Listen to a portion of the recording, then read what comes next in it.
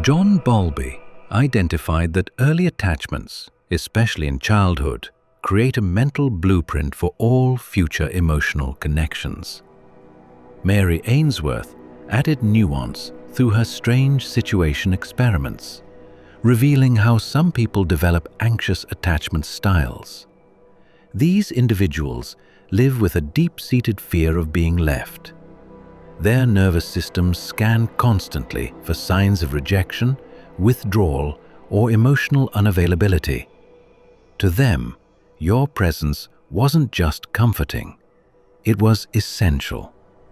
Your consistency was the one thread holding together their inner chaos.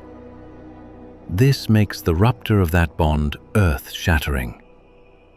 Because what breaks isn't just love, it's psychic scaffolding. The anxious partner often struggles with emotional regulation. When you leave, you don't simply disappear.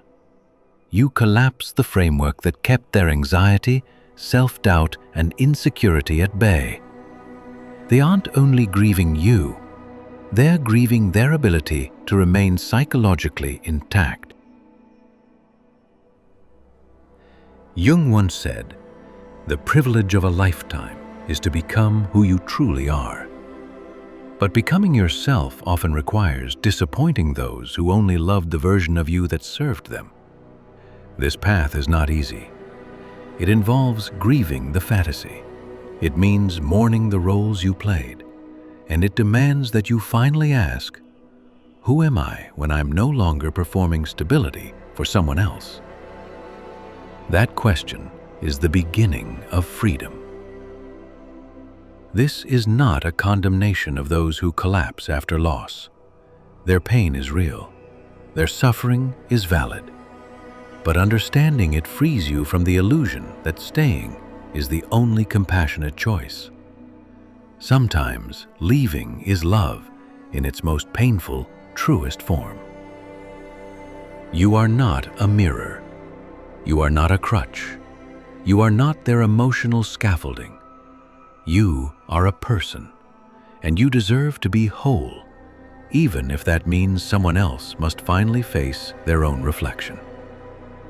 Carl Jung suggested that much of what we believe to be love is actually projection. We don't fall in love with the person, we fall in love with the image our psyche has constructed. An image forged from our needs, our wounds, our longing. You may have become, without knowing, an archetype, the savior, the nurturer, the wise guide, the healer, or even the shadow.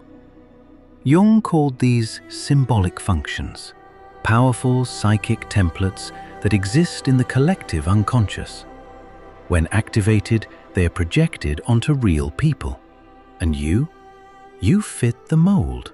You stepped into a role that felt familiar and necessary. Your presence calmed their fear because it symbolized safety. Your silence stung because it was interpreted not as your choice, but as rejection by the archetype they needed you to be.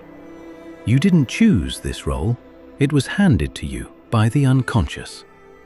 And therein lies the heartbreak. The more disconnected someone is from themselves, the more they unconsciously expect you to make them whole.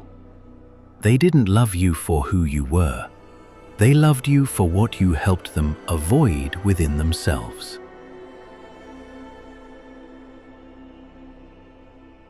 Margaret Mahler, a psychoanalyst known for her work in child development, described separation as a forced birth. When you leave someone who is emotionally fused with you, you trigger the same existential terror a child might feel when first realizing their mother is a separate being. To someone who never fully individuated, your departure isn't a change, it's annihilation.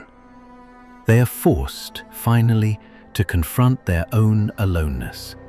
They must be born into an identity they never developed.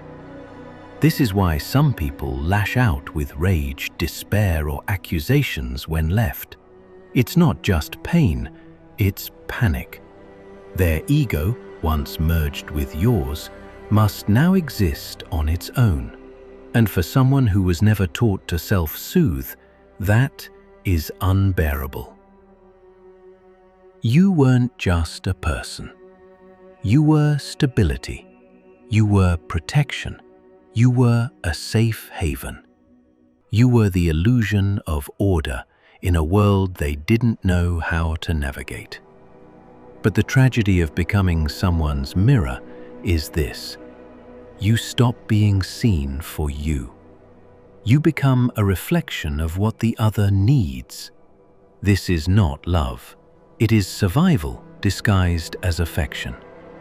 And so when you left, they didn't just lose you, they lost their illusion of safety. If you've ever walked away from someone and felt unbearable guilt, if you've been called cold, distant, selfish, if you've been told that your departure shattered everything, then this is for you. First, let this truth settle. Your leaving was not a betrayal. It was an act of self-preservation. Sometimes choosing yourself looks like abandonment to those who were surviving off your presence. But survival is not love, and being someone's emotional anchor against your will is not connection, it's captivity. The guilt you carry may not even be yours.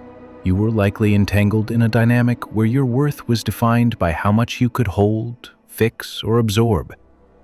You became the balm for wounds you didn't inflict, the therapist they never paid, the mirror that always reflected back acceptance, even when you were breaking.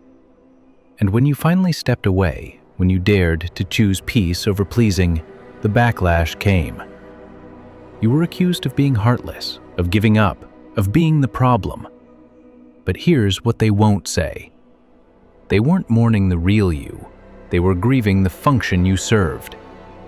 You are not responsible for the healing they refused to do. You are not their inner parent. You are not their emotional scaffolding. You are not required to shrink yourself so someone else can avoid confronting their pain. Love built on unconscious dependence is not love. It is fusion.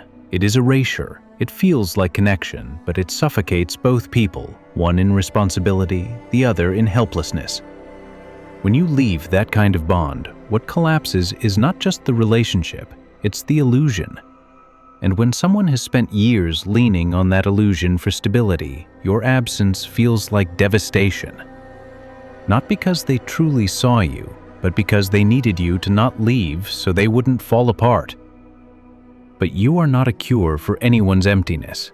You are not medicine. You are not a fix.